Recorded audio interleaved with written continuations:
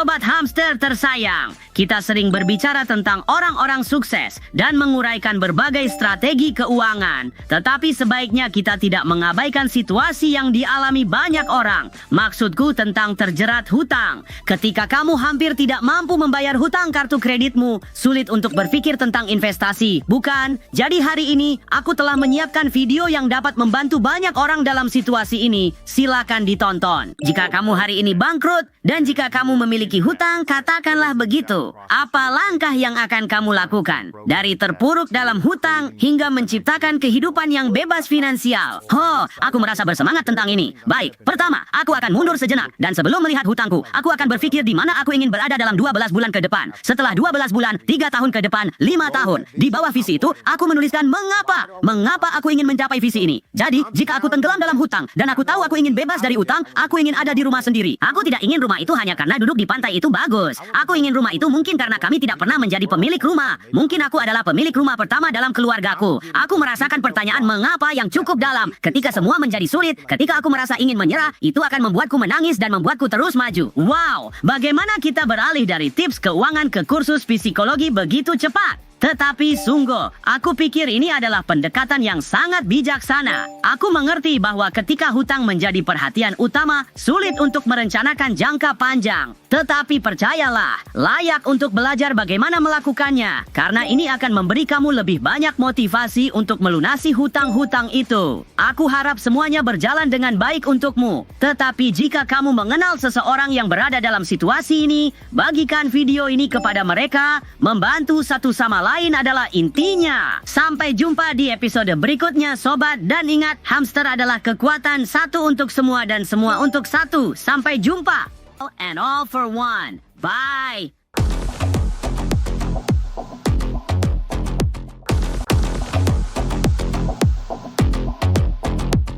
Hei penggemar keuangan.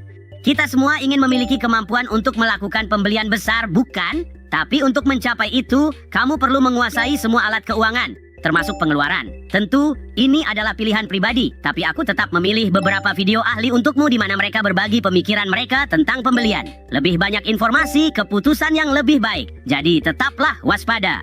Jika kamu tidak bisa membelinya 2 kali, jangan membelinya sekali. Atau bahkan membelinya 3 kali, atau 4 kali, atau 5 kali. Jangan membelinya sekalipun. Ketika kamu melihat harga dari apapun yang ingin kamu beli, dan kamu menghasilkan $100 per jam, dan kamu melihat pembelian sebesar $500 atau $1000, apakah kamu akan bekerja 2 hari untuk melakukannya? Mungkin tidak. Apakah aku akan bekerja sepanjang hari selama 2 hari, hanya untuk keluar dengan teman-teman selama 3 jam pada hari Sabtu? Aku lebih suka tidak bekerja selama 2 hari. Dan itulah masalahnya. Kapanpun aku merasa lebih baik tidak bekerja daripada melakukan hal itu, aku seharusnya tidak melakukan hal tersebut. Itu adalah strategi yang bijaksana. Aku mungkin juga akan menerapkannya pada pola makanku. Sebelum aku melahap sepotong keju lagi, aku akan memikirkan berapa putaran ekstra yang harus aku lakukan di treadmill demi itu. Aku akan memberitahumu apakah itu berhasil atau tidak. Hehe. Melacak pengeluaran adalah cara yang bagus untuk menabung dan berkembang. Tapi apa yang terjadi jika kamu tiba-tiba mendapatkan sejumlah besar uang dan merasa bisa menghabiskannya tanpa batas? Ini adalah perasaan yang menipu, teman-teman. Dan berikut adalah video untuk membuktikannya. Kenapa dia masih memotong rambutku jika dia memenangkan jutaan dolar? Akhirnya, aku punya keberanian untuk menanyakannya. Kenapa kamu masih memotong rambut? Dan dia bilang, kawan, kuharap aku bicara dengan seseorang tentang keuangan. Kayak, aku mendapat uang, dan aku memutuskan untuk melunasi rumahku, rumah anakku, membelikan kami semua mobil baru, mengajak semua orang berlayar, dan kemudian aku menaruh sejumlah uang di RRSP-ku. Pada akhirnya, dia menghabiskan semua uangnya untuk barang-barang, dan dia tetap harus bekerja. Dan dia berkata, jika ada yang menerangkan kepadaku, aku akan mengambil $1 juta, membeli gedung apartemen senilai $4 juta yang menghasilkan aliran kas, dan aku tak akan pernah harus bekerja lagi seumur hidupku. Dan aku bilang, ya, tapi sebaliknya, dia malah memotong rambutku.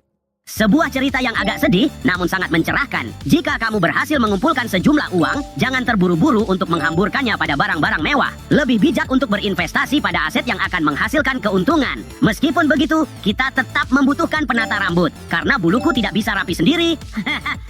Jangan lewatkan episode berikutnya untuk mempelajari lebih banyak tips keren dan menjadi lebih bijak di dunia keuangan. Ingat, hamster adalah kekuatan. Semua untuk satu dan semua untuk satu. Sampai jumpa di lain waktu.